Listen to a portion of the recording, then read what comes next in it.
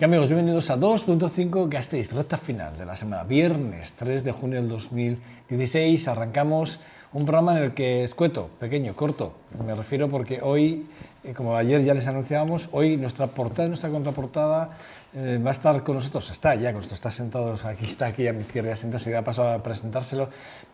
Está con nosotros José Antonio Suso, presidente del ABB aquí en Álava. Vamos a hablar con él, vamos a hablar del devenir de la política local, regional y nacional, como no podemos hacer de otra forma. Hacer un balance de lo que ha sido este primer año de legislatura, tanto en Diputación como en el Ayuntamiento de Vitoria-Gasteiz, así como en el Gobierno vasco, evidentemente, esta recta final ya previa a lo que va a ser la campaña de otoño, campaña y elecciones en otoño, si sean en otoño, que creo que queremos que sí. Bueno, dicho esto, José Antonio Suso, buenos días. Buenos días. Portada y contraportada. Hoy te llevas todo, José Antonio. Madre mía, pues es mucha responsabilidad para mí, ¿eh? Que va, para nada. Bueno, desde enero que estás al frente de la presidencia del ABB, han pasado muchas cosas, sinceramente, han pasado muchísimas cosas. Fuera de cámara estábamos diciendo que el acuerdo con los socialistas probablemente haya venido dado por la presencia de José Antonio Suso en la presidencia del ABB. Fíjate, lo comentamos fuera de cámara, pero ahora vamos a entrar en ello. Pero, José Antonio, lo más importante, un balance de este primer año de la legislatura, te pido un balance en ese sentido, de la Diputación y el Ayuntamiento, porque son las dos instituciones que después de mucho tiempo coinciden en tiempo y forma en el mandato del PNV. Son dos balances distintos, el de la Diputación y el Ayuntamiento. La Diputación pues, tenía un presupuesto aprobado, llega Ramiro González, que conocía perfectamente la institución porque era nuestro portavoz en Juntas Generales cuando estábamos en la oposición, y continuaba el año pues, con las dificultades que actualmente tienen las instituciones en el punto de vista económico, y pues terminan los proyectos que tienen en marcha y además consiguen aprobar el presupuesto con EH Bildu. O sea, de alguna manera, el primer año llegar y aprobar el presupuesto realmente es una excelente noticia, porque en Álava cualquier acuerdo es un acuerdo a tres y consiguen ese acuerdo a tres. En el caso del Ayuntamiento llega Gorka Urtaran, pues ya recordamos con cierta polémica, y después se encuentra pues, con unas cuentas cuando habla con el interventor que realmente pues complican muchísimo la gestión. En ese sentido, aquello ya no recordamos casi, déficit de 68 millones adicionales, hubo que ponerles solución. Eso llevó un tiempo importante, nada más empezar, que llegues y que te falte una parte importante de tu presupuesto, casi el 20%, el 20%, que no es nada, y ya cuando estábamos prácticamente en julio, más de la mitad de año, pues eso de alguna manera supuso pues, un trabajo adicional importante, y como digo, pues conformando a los equipos, trabajando pues todo el día y prácticamente parte de la noche, y además efectivamente pues nosotros cuando trasladamos la propuesta de Gorka Urtaran al Ayuntamiento el día 13 de junio pensábamos contar con la presencia del Partido Socialista, que por vicisitudes que todo el mundo conoce o por otras razones que se desconocen, incluido yo mismo, en cualquier caso la razón fue Andoain, la que se trasladó a los medios. La verdad es que no entraron, se abstuvieron y además luego no entraron en el equipo de gobierno, donde pensábamos contar con 9 concejales. Entonces el Ayuntamiento ha tenido que trabajar a destajo, ha habido que organizarlo con 4 concejales más el alcalde, pero yo creo que al final se reordenó el tema financiero, se continuó haciendo el trabajo diario que los ciudadanos ven cada mañana cuando le retiran la basura, arreglan sus calles, los semáforos funcionan, porque eso es un ayuntamiento. El día a día de los ciudadanos abren los centros cívicos, y al final de año, bueno, mejor dicho, a primeros de año del actual, se aprobó el presupuesto con 5 de los 6 partidos que forman el consistorio.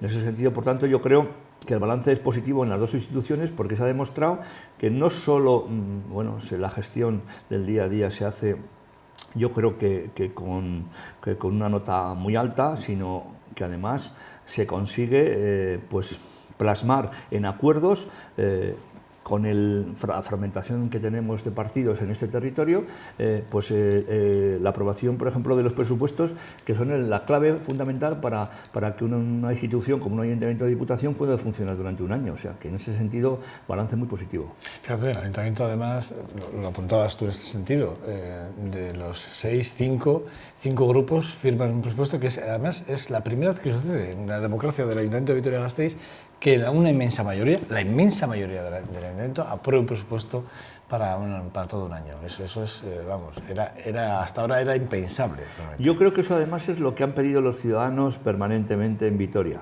Vitoria, si por algo creo que se le cataloga, es porque no somos capaces de empujar de forma conjunta en los proyectos de ciudad, ¿no? Eso, en las entrevistas que uno puede ver de comunicación, es lo que muchas personas con cierta relevancia en Vitoria te trasladan, ¿no? También es cierto que la fragmentación política que hay en Álava o en Vitoria no existe tampoco prácticamente en ningún lugar del Estado.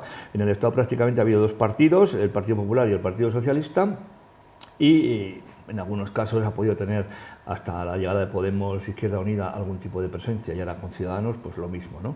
Pero aquí llevamos muchos años con 4 partidos que se han repartido los votos de forma importante, y además ahora llega un quinto, que es Podemos. O sea, la fragmentación política en el territorio hace mucho más obligatoria esa necesidad.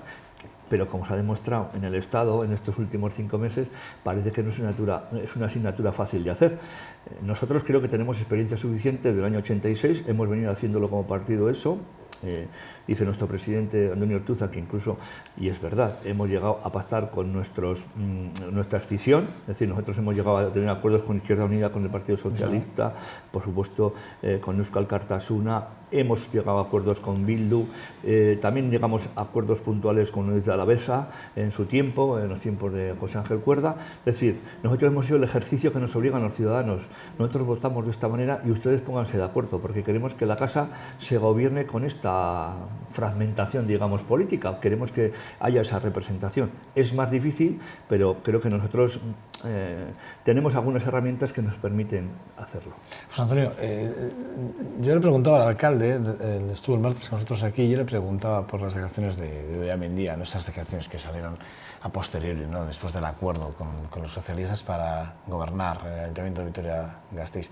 Y yo le preguntaba por las declaraciones de Idoia, que le decía, bueno, nosotros nos sentimos con la responsabilidad de entrar en el gobierno de Gorka Urtaran por la debilidad de poder gobernar y por el miedo que nos da el que no sepa gestionar el Ayuntamiento de Vitoria-Gasteiz. Es unas declaraciones que hizo a Radio Euskadi y que a mí me sorprendieron muchísimo, pero bueno, yo preguntar por ellas, porque sí que de alguna forma, aquí Gorka Urtaran ya dijo, el alcalde, para él fueron desafortunadas, para el presidente de la ABB... Muy desafortunadas. Muy desafortunadas. Sí. Pero mira, otras cosas, esa no era la razón por la que le entraron al Ayuntamiento de Vitoria. Ya venían colaborando con nosotros en un acuerdo de gobernabilidad. Sí.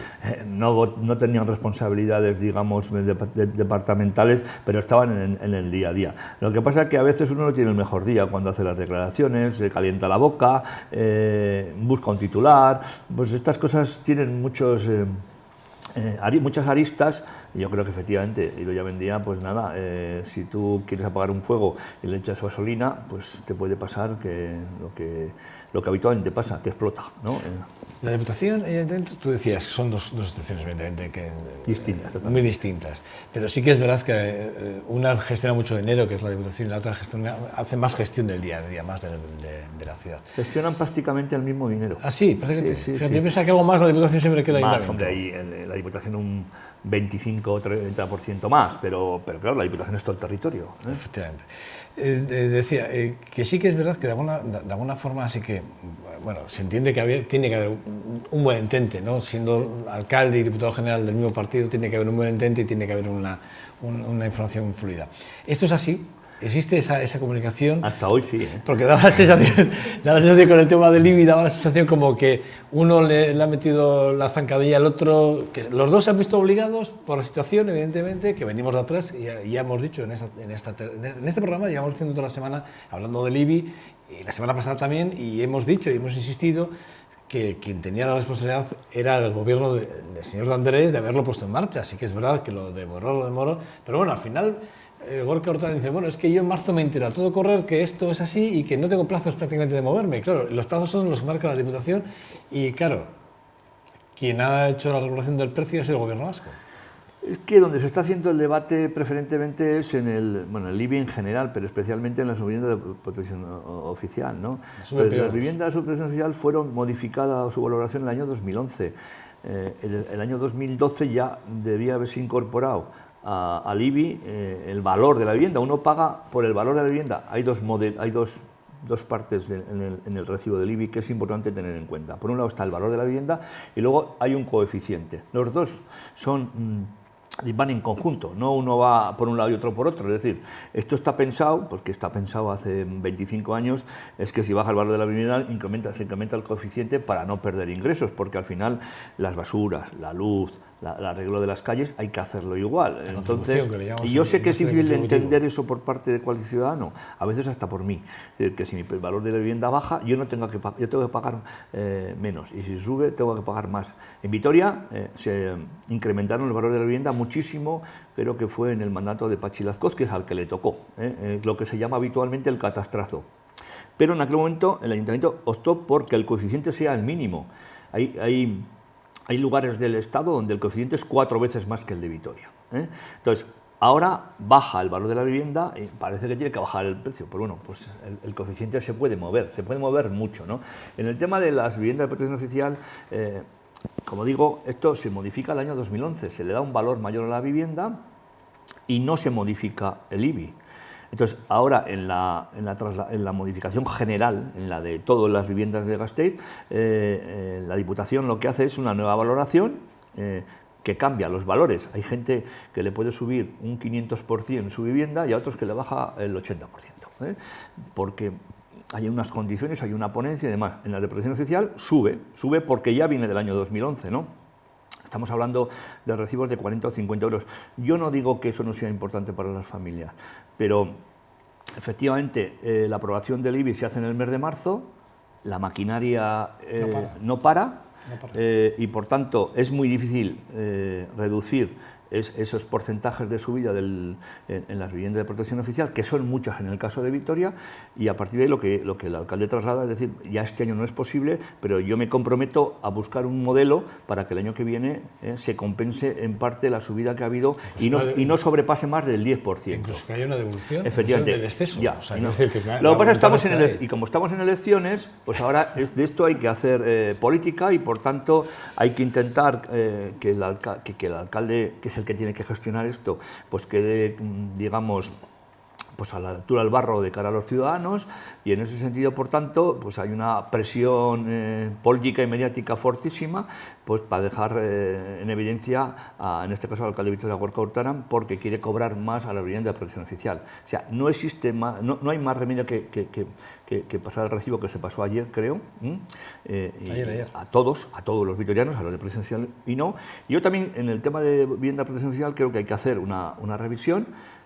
Cuando uno compra una casa de protección oficial tiene un IBI y unas bonificaciones determinadas, y si a lo largo del tiempo eso se modifica, pues también se tiene que modificar tanto a la alza como a la baja. Yo creo que aquellas personas que por la crisis económica, su situación económica ha ido a peor, pues tienen que pagar un impuesto, tienen que tener una bonificación importante, pero aquellos que han modificado su estatus económico vamos, en ese sentido, estando, digamos, contentos de que eso sea así, pues también, digamos, el tratamiento que tienen que tener en ese tipo de impuestos tiene que ser el adecuado a su situación económica. Porque yo creo que si hay un impuesto que es progresivo es el IBI, porque grava el valor de la vivienda. Normalmente el valor de la vivienda va muy ligado a tu situación personal también, ¿no? Es que si tienes una vivienda cara es porque realmente tu situación económica te lo permite, con lo cual ya hay una progresividad en el impuesto, ¿no?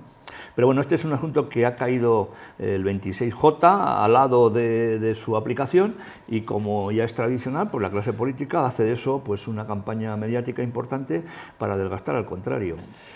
En el acuerdo con los socialistas en el ayuntamiento hay cosas, es decir, está la ampliación del tranvía, la construcción de la nueva estación intermodal soterrada para la llegada del TAP, está el relanzamiento del aeropuerto de Foronda, está la implantación de las líneas del Barrete. Bueno, hablando por ejemplo en este caso de movilidad, son puntos importantes. Me choca el compromiso al que se puede llegar, porque por ejemplo ni Foronda tenemos la transferencia y dependemos de lo que diga AENA, que es del Estado español, Y me choca también lo de soterramiento, que tampoco tenemos esa transferencia y tampoco podemos decir dónde queremos dejar la estación. Pero no decimos que lo va a hacer el ayuntamiento, no decimos que vamos a impulsar, fomentar, participar. Pero es difícil, ¿no? Llegar a ese tipo de... No, pero es que un compromiso de seguir presionando a las instituciones donde esas decisiones se tienen que tomar, tanto el Partido Socialista como el Partido Nacionalista Vasco, de que eso se pueda llevar.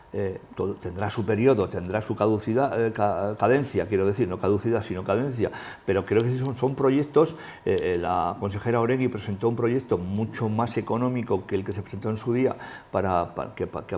que nacía de América Latina, de los alrededores de América Latina, para soterrar el TAP, pero lo que es cierto es que los dos partidos entendemos que la franja o la herida, de alguna manera, que el tren hace en Vitoria, pues a medio plazo hay que intentar evitarla. Quizá no pueda ser completa, igual hay que pensar pues que empieza en Salburúa y termina al final de Sabalgana, y no empieza y no hay que hacer los soterrados desde Zurbano y tiene que salir en Crispijana. Es decir, quiero decir, eso es lo coherente. Es coherente, ¿no? Entonces, eso es lo que intentamos, ¿no? Que eso se siga impulsando, sabiendo que la situación económica hace que eso no va a ser posible de un día para otro. De todas maneras, en Foronda está claro que Diputación, Gobierno vasco y Ayuntamiento, de hecho en el acuerdo ya pone que se destinarán 2 millones de euros en los próximos 4 años por parte del Ayuntamiento. Se destinará 500.000, 2 millones al año por parte del Gobierno vasco y 2 millones al año también por parte de la Diputación para impulsar los vuelos, porque el aeropuerto de Foronda es un aeropuerto de carga importante, pero también necesita tener vuelos pasajeros. Que es donde realmente está la pasta. Efectivamente. Sí, sí. Álava, digo noticia, lidera el descenso del paro en mayo, en una bajada del 3,12, venimos del 1,19 que venimos del primer trimestre, 3,12. Bueno, y hoy conocíamos también la cifra, además Ángel Toña ayer lo hacía más suyo. Bueno, estamos en niveles del paro de comienzos de la crisis, con ese 40% de reducción ya, ¿no? Efectivamente, yo creo que los datos son muy positivos, y aquí no podemos decir que está muy ligado al turismo, porque no es, no realmente el turismo todavía es un sector que está creciendo, pero que todavía es un sector incipiente en ese sentido. Por tanto, eso es la consolidación de nuestro sistema productivo, que ya a lo largo de la crisis demostró que era capaz de aguantarla mucho más la crisis y mantener mucho más los empleos que modelos como el de la construcción o modelos como el de los servicios.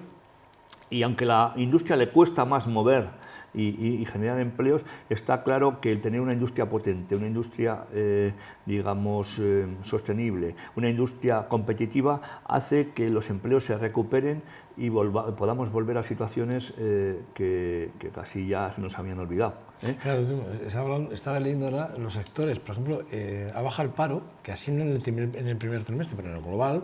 En agricultura, en 117 personas más empleadas, un 12% más.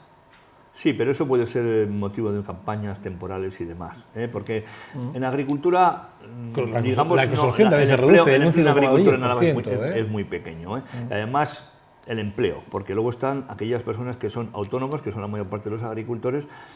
Dentro de lo que es también la agricultura está la parte forestal. En invierno hay menos trabajo en la parte forestal y más ahora en verano. Entonces, no es agricultura precisamente el sector más importante. Lo importante son cómo crecen los empleos en Álava en materia de industria y de servicios. Ahí están las claves para las cuales esto se puede mover hacia arriba o hacia abajo. Lo de la filtración de los datos a través del WhatsApp, de ese PDF que conocemos todos los ciudadanos, que yo creo que ya lo tiene todo Vitoria. Ese PDF, eso es grave, ¿no? Es una filtración que no se sabe cómo está. Ya sabemos que está en manos de la Policía Municipal, que se va a empezar a investigar. Pues eso es algo que alguien que lo tuvo al lado. Eso no cabe, es imposible que eso. Claro, las tecnologías mal usadas dan lugar a este tipo de situaciones, ¿no? Ha habido una denuncia ya, de hecho ya un ciudadano ha denunciado, evidentemente, la filtración de esa información suya personal, evidentemente, ¿no? Yo creo que la gracia que ha hecho la persona que lo ha hecho pues no es muy de recibo, pero este tipo de situaciones hoy día se dan más de la cuenta, y en ese sentido ya hemos visto cómo hay determinadas informaciones que se hacen virales cuando empiezan a trasladarse de unas personas a otras. Pero bueno, esos son los modelos que tenemos ahora de comunicación y de tecnología, pero creo que la intimidad tiene que estar salvaguardada en todos los casos. Y para eso ahí tenemos una ley de protección de datos que es muy rigurosa en estos temas, ¿no? Lo que pasa es que yo creo que alguien que ha tenido esos datos en su mano pues ha cometido un error y espero que se le encuentre, más que se le busque, que se le encuentre y si la ley lo permite, pues que sea sancionado de forma adecuada.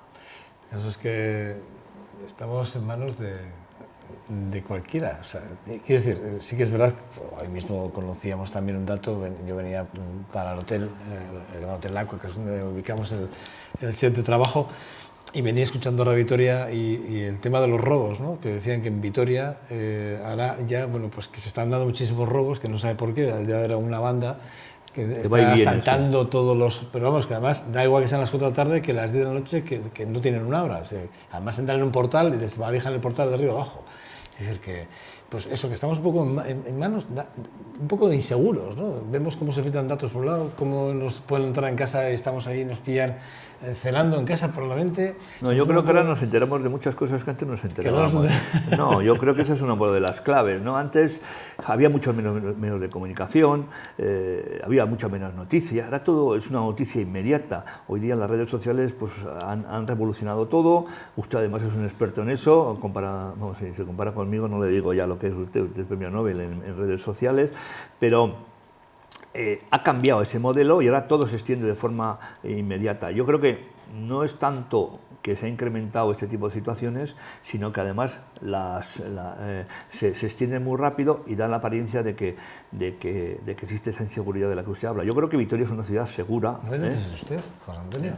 Pues, pero usted es un periodista, me está entrevistando tú, independientemente... Tú eres tuyo, por favor, es que además me está chocando, digo, oye, ¿me está llamando usted? No puede ser. Bueno, lo que quiero decir es que, bueno, pues que hoy día tenemos unos medios mucho más ágiles, hoy día las noticias se mueven con una rapidez inusitada. Yo recuerdo cuando era mucho más joven, cuando uno ponía la radio tenía Radio Vitoria, que siempre existió aquí, Radio Nacional de España y no sé si entonces la COPE ya podía existir hace un montón de años, seguramente sí. Hoy día uno va al dial y no sabe dónde parar, o sea, va pasando y pasando. Pues todo eso hace que tengamos mucho nivel de información, lo cual es bueno si se utiliza bien como todo. Vamos a hablar de corrupción, porque sí que es verdad que no podemos mirar para otro lado. Tenemos que afrontar, está claro, comentaba yo con mi compañera esta mañana cuando entraba en el programa, hablábamos del tema de los EREs de Andalucía, decíamos, fíjate tú, es el ERE, o sea, en cuanto a cuantía, estamos hablando de no sé cuántos cientos de millones de euros que se han dilapidado, dinero público. Y fíjate, hoy algún medio de comunicación hablaba de que en España estamos a la cabeza de la corrupción en Europa. Quiero decir, que la corrupción se ha instalado en el sistema. Parece que da la impresión de que no podemos quitarnos, porque no hay día, no hay un solo día que no conozcamos o un caso, una sentencia o alguien más imputado, un nombre bueno, no, y además vemos que cada vez está aplicando más arriba, por ejemplo en el caso del Partido Popular, más arriba, ¿no? Pero aquí también tenemos nuestros casos, ¿no? Tenemos el caso de Miguel, tenemos el caso Hiriko, quiero decir, tenemos Epsilon. Estamos viendo el debate político, ayer mismo el debate en el Parlamento, pero, quiero decir, ¿qué podemos hacer ante una situación así en la que muchos partidos os sentís indefensos? Porque sí que es verdad que a veces confiáis en... Porque yo tengo amigos en el Partido Popular y tengo amigos en los que tengo fe en ellos, en los que creo que no son corruptos. Pero sí que es verdad que hay un número muy importante del Partido Popular que son muy corruptos. Tengo muy buenos amigos en el PNV. Lo mismo me pasa, yo no creo que en el PNV todos sean corruptos, ¿no? Bueno, pues se confió en ciertas personas, bueno, y estos han defraudado de alguna forma las siglas. Pero sí que es verdad, de alguna forma, ¿qué podemos hacer? Es una situación cuando menos complicada. Yo leía que hay unas 2.000 personas aproximadamente, políticos, que están siendo investigados. No sé hasta qué nivel, si están investigados o ya son juzgados.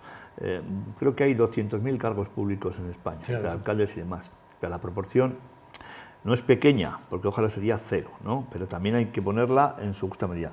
Luego, ¿cuántos de esos casos van a terminar en sentencia culpable, ¿no?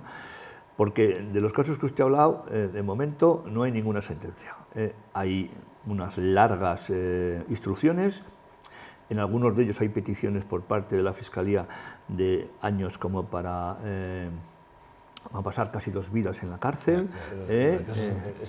Hablamos del caso de Miguel, de Miguel 54 años. Pero todavía no hay nadie que ha sido declarado culpable en ninguno de esos casos, aunque ya para ellos, toda la instrucción que llevan por delante, ya nadie les va a quitar ese halo de culpabilidad.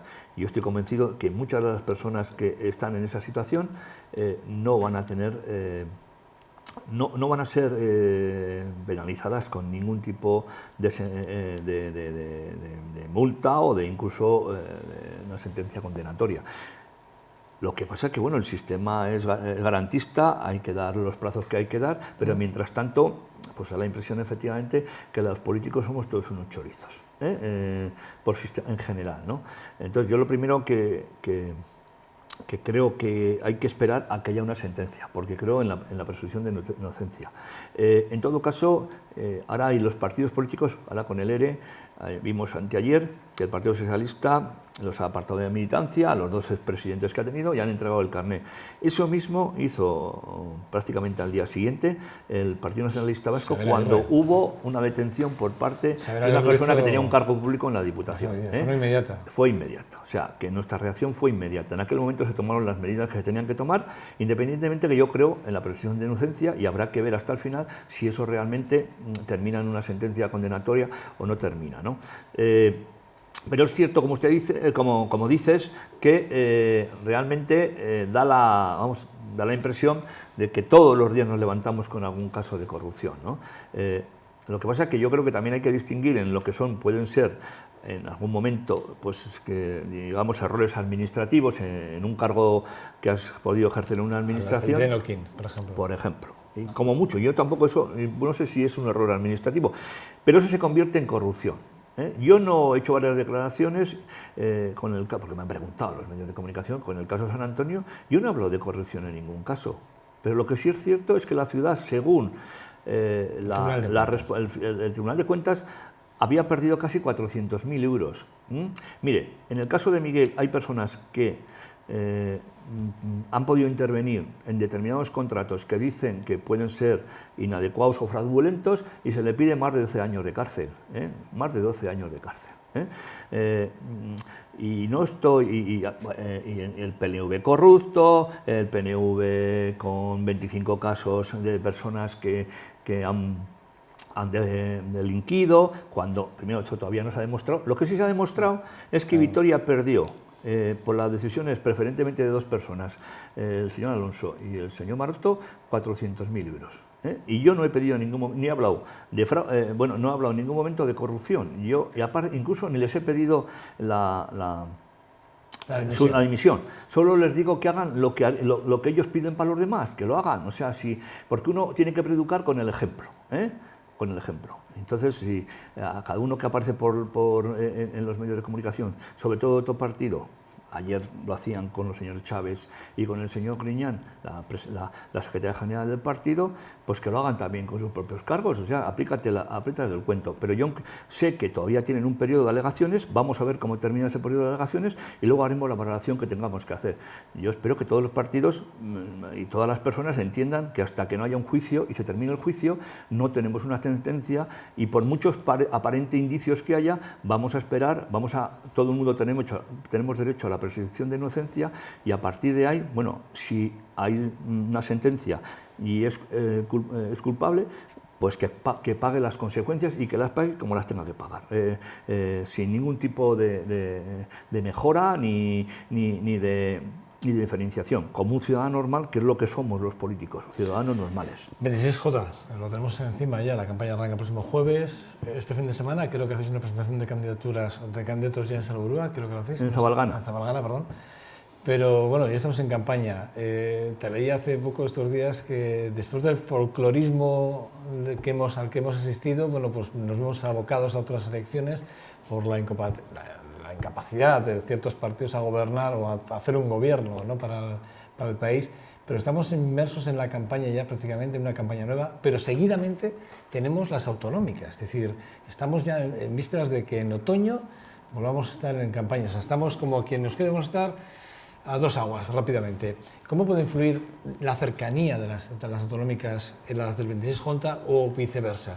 La verdad es que yo no lo sé, ¿eh? Ya me gustaría saberlo porque nunca ha pasado esta situación. Es que vamos a dos situaciones que nunca han pasado. La primera, que ha habido unas elecciones generales, durante 5 meses los partidos políticos que habían, digamos, tenido la mayoría de los votos para poder conformar un gobierno, no se ponen de acuerdo. Algunos ni lo intentan un minuto, o sea, para ponerse de acuerdo, como ha sido el Partido Popular. Los demás no se ponen de acuerdo. Y volvemos a tener unas elecciones local, lo que nunca ha ocurrido, a pesar de que ahora oye sondeos y parece que no cambia nada. Bueno, pues que uno, pues si tenía 80 va a tener, tenía 70 va a tener 80 y otro que tenía 90 va a tener 80, porque lo que está claro es que los votos van a ser más o menos, pero los escaños van a ser los mismos. Va a haber 350 en el Congreso y no se va a repartir más, ¿no? Entonces, no sé si va a cambiar mucho la situación. Pero por otro lado, el Lehendakari tiene que convocar elecciones autonómicas y las va a convocar cuando tocan. Yo creo que será en el mes de octubre, aunque el Lehendakari es el que tiene la decisión de hacerlo, ¿no? Tiene como muy tarde las puede convocar el 20 de noviembre, un mes después de haberse celebrado las anteriores elecciones. Pero bueno, parece que todo indica que puede ser durante el mes de octubre, ¿eh? En ese sentido, el Lehendakari ha cumplido su programa, ha estado 4 años y tiene unas elecciones 3 meses antes que no sabemos cómo van a influir, que pueden influir positivamente, negativamente o de forma neutra. Lo que sí es cierto es que en los sondeos que se están haciendo, y los sondeos se hacen a la vez, en 30 segundos a uno le preguntan qué va a votar usted en las generales y qué va a votar usted en las autonómicas, salen resultados completamente distintos, totalmente distintos. Sí. Luego el ciudadano vasco, por lo menos, que distingue claramente qué es lo que quiere para Madrid y qué es lo que quiere para aquí. Distingue de forma meridiana. Y yo espero que estas elecciones tengan una influencia mínima posible, porque para mí son tan importantes estas como las autonómicas, porque también estas son importantes, porque lo que se decide en Madrid es muy importante también para el País Vasco, ¿no? Porque a veces pensamos que como el electorado vasco, contra más te vas alejando del centro de decisión, pues menos participa y, digamos, cambia su voto de forma importante. Y tenemos en las europeas, donde la participación no llega nunca al 50% y pueden salir partidos que no, pues como han sido los últimos que han nacido, y las elecciones al Estado también están muy ligadas a lo que son los partidos estatales. Hay mucha más polarización. A mí no me extraña, yo leía, esta mañana veía las noticias en varias televisiones y hablan de Podemos, hablan del PP, hablan de Ciudadanos y hablan del Partido Socialista. Los demás no existen. Toda la mesa tiene 4. Claro, un ciudadano que está viendo Telecinco, Antena 3, por hacerle propaganda, Televisión Española, La Sexta, y ve pues al final dice, estos son los que se presentan, los demás no existen, ¿no? Yo creo que tendría que haber mecanismos para que eso no sucediera, pero vamos, está claro que no los hay. Fíjate, ahí, no sé si has podido leer, hay una encuesta que salió hace poco publicada en la que le daban al Partido Popular 118 de los 123 que veníamos del 2015 al 2016. De los 350, 176 es la mayoría, y en esa mayoría que hipotéticamente dan como que debería ser para poder conformar gobierno, en la que se quedan apartados los 83 del Partido Socialista y los 84 de Podemos e Izquierda Unida, fíjate, cuentan con los 6 votos, con los 6 escaños del Partido Nacionalista Vasco. Es decir, el Partido Popular, Ciudadanos, Coalición Canarias y el PNV. Pues voy a contar la conformación puede montar con lo que él quiera. Nosotros hablando un poco de desaparecemos, no estamos, no contamos, sí hemos colaborado con gobiernos en Madrid, siempre y cuando los beneficios han sido para Euskadi. Eso es palmario, o sea, eso se puede ver en cualquiera de los acuerdos que llegamos con el Partido Socialista en el momento de Felipe González, después con Aznar, o sea, con Zapatero. Nosotros, si existe la posibilidad de que aquellos, digamos, aspectos importantes para Euskadi se pueden plasmar en un acuerdo a cambio de apoyos puntuales en el Congreso, no tendremos ninguna duda que lo seguiremos haciendo. Será más fácil con unos que con otros, pero lo seguiremos haciendo. Si se cumple lo que creemos necesario para Euskadi, si se cumple la agenda vasca, si vamos avanzando en esa materia, nosotros creemos que bueno, lo importante es Euskadi y por tanto nos dedicamos a mejorar el bienestar de Euskadi. Y en ese sentido, no sé si esa suma cuenta o no cuenta con nosotros, pero creo que cuenta. Nosotros en Madrid somos importantes para Euskadi. Y en ese sentido, ojalá podamos serlo, porque lo que se ha demostrado es que las mayorías absolutas, bien con un partido o bien sumando otros partidos, no son nunca nada buenas. No son nunca. Y la última, sobre todo, ha sido nefasta, porque el Partido Popular ha sido como el Ebro cuando se desborda, se ha llevado por en medio todo el mundo, no ha hecho caso a nadie, aunque a pesar de que había partidos que le podían decir, oye, que estamos aquí, que si es necesario cambiar los modelos que estás aplicando, no ha hecho absolutamente ni caso. Sí que es verdad, ¿no?, que de alguna forma la marea morada, como así le llaman en Euskadi, los resultados que dieron en diciembre, el 20D, datos que sorprendieron a todo el mundo. Está claro que parece ser que la coalición aquí, Esquerra Anitza, con Podemos, puede ser que también, bueno, junto con esa mezcolanza que se habla de la abstención, que puede ser puede pasar factura a alguien, es un dato a tener en cuenta cara a las elecciones de otoño en función de lo que pase en el 26J. Yo creo que las elecciones de otoño van a ser completamente distintas, se van a votar en otra clave, y también creo que se ha demostrado muchas veces que la suma de partidos no suma. 1 más 1 son 2 o no. O no. En política nunca es eso, nunca existe esa seguridad aritmética. Puede ser que 2 partidos juntos sumen lo mismo que uno, y eso se ha demostrado muchísimas veces cuando ha ido en partidos en coalición. Puede ser que no, puede ser que los ciudadanos entiendan y premien ese voto. Yo creo que el voto a Podemos es un voto de protesta contra las políticas que se han llevado en Madrid, con las políticas del Partido Popular. Las personas están hartas, los ciudadanos están hartos, han visto cómo si pisoteaban derechos, se cambiaban programas, no se cumplía absolutamente nada, independientemente de cuál era la situación económica que se encontraban cuando llegaron al gobierno, pero la forma sobre todo ha sido de apisonadora, de pasar por encima de todo, ¿no? Y yo creo que ese voto Podemos, de alguna manera, lo que hace es reflejar ese acto de protesta, de decir, pues yo ahora te vas a enterar, mira, ahora te vas a enterar, y ahora es mi decisión como ciudadano votar, y voy a votar a ese partido emergente, a ese partido que considero está trasladando, bueno, pues contra preferentemente el Partido Popular, una política, digamos, de alguna manera de choque importante, y yo creo que existe una parte importante en ese voto de esa reacción.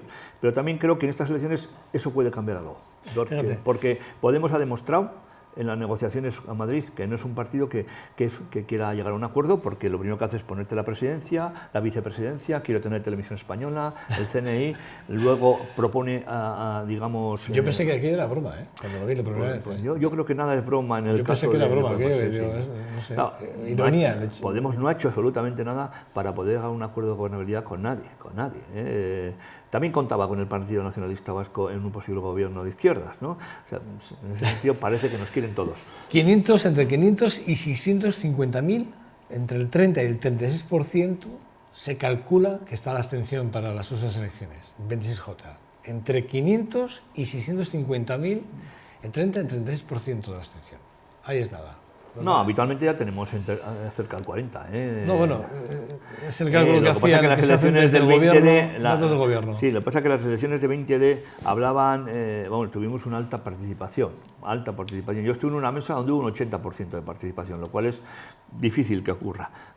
Estas elecciones se habla de 4 o 5 puntos menos de participación, y eso puede ser lo que cambie radicalmente los números.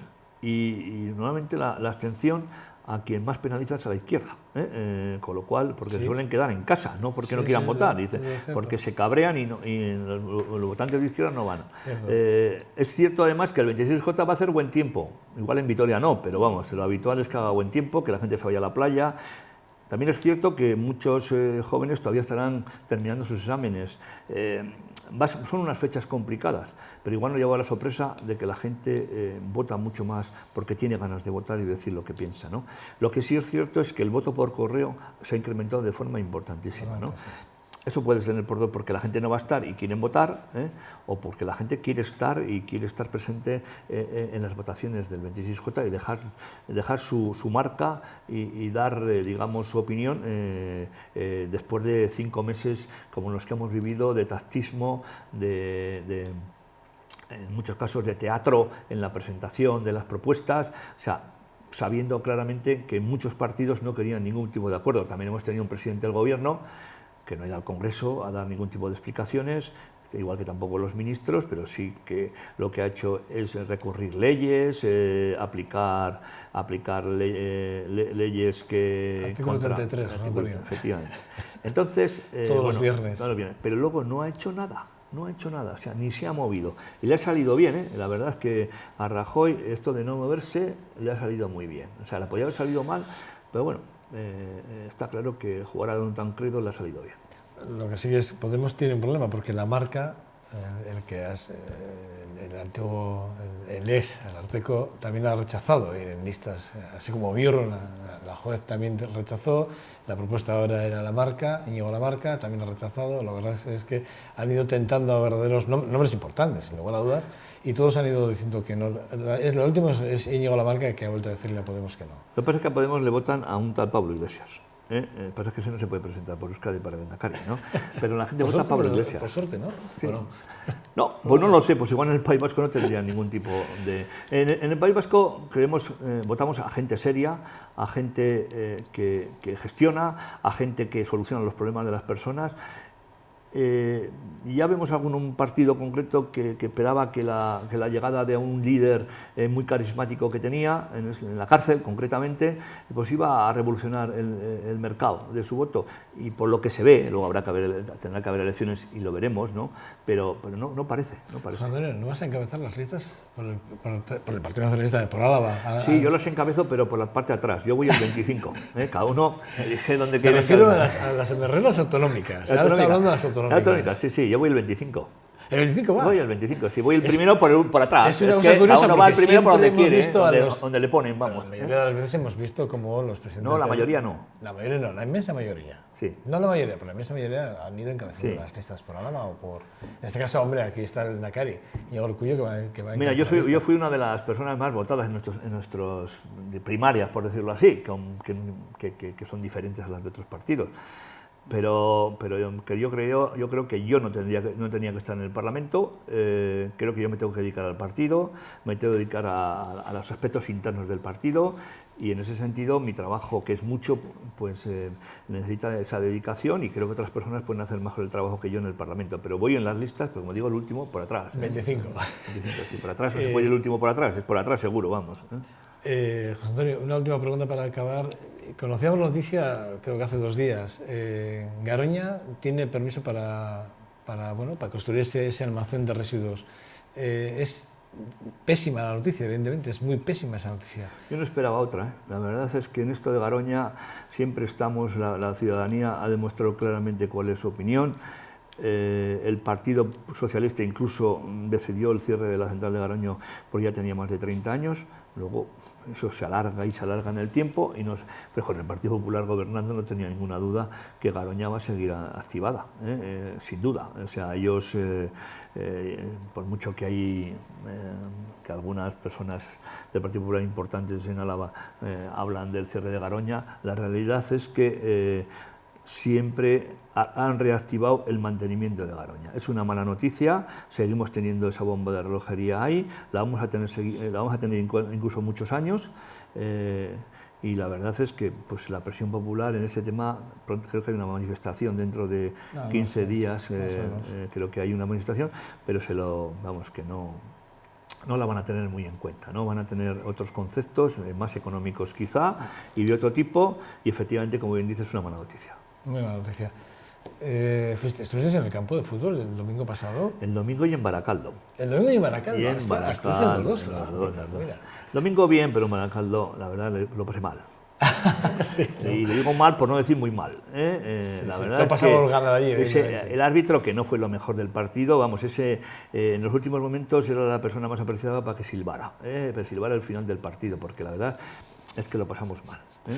Bueno, el caso es que es bueno para la ciudad, ¿no? Yo creo que muy bueno para la ciudad. Bueno, yo creo que tanto lo del Baskonia como lo del Alavés, ¿no? Porque eso genera alegría, genera entusiasmo. Estamos más contentos y eso es importante porque somos muy negativos en Vitoria. Los alaveses en general somos muy negativos. Yo también, yo no me pongo como una excepción. Y eso es bueno. Y luego además los beneficios económicos que eso tiene también son importantes porque vienen muchas personas a hacer seguimiento de equipo, conocen la ciudad, ven qué ciudad tan bonita tenemos, vuelven seguramente con sus familias, genera una actividad económica a través del turismo importante. Y luego es bueno estar en primera. En una ciudad de 250.000 habitantes, tener un equipo en primera, pues es todo un orgullo, porque es que no es Getafe o Leganés, pero si son ciudades con una cantidad de habitantes tan no cercanas a Vitoria. Es decir, que nosotros tenemos un equipo, salvo Eibar, que es un pueblo de 20.000 habitantes, una ciudad de 29.000 habitantes, la verdad es que tener un equipo en primera, tener un equipo en baloncesto jugando la Final Four, es todo un mérito deportivo sin ninguna duda. Hombre, fíjate, cuarto mejor equipo de Europa y estamos ya entre los 4 mejores de España. Efectivamente. Estamos en lo más alto, no se puede estar. Sí, sí. José Antonio Suso, presidente de la PNV, aquí en Álava. Muchas gracias. Te echamos de menos en la tertulia, ¿eh? Ya, pues a ustedes, y con ustedes. Sabes que no puedo venir a la tertulia. Sabes, eso es. Sabes no. Sabes, eso es. Bueno. Te cuesta, ¿eh? Bueno, pues es que las formas también son importantes. No, pero bueno, aquí también yo reconozco que usted, que tú me trasladas la amistad y te lo agradezco. Gracias, Antonio Suso. Un verdadero placer contar contigo. De acuerdo. A ver si algún día te podemos acercar a una tertulia, estaría muy bien, ¿eh? Vale. Fenomenal. Bueno, fue un valor importante en nuestras tertulias, José Antonio Suso. Sí que es verdad que le echamos de menos, esas ironías con las que jugaba de forma constante en sus diálogos. Es una pérdida, sinceramente. Bueno, sin más, ha sido portada y contraportada esta entrevista con José Antonio Suso, presidente de la ABB en Álava. Bueno, sin más, les espero el próximo lunes aquí en esta su casa, en este 2.5 las 3, en esta su casa en VTV. Agur, agur.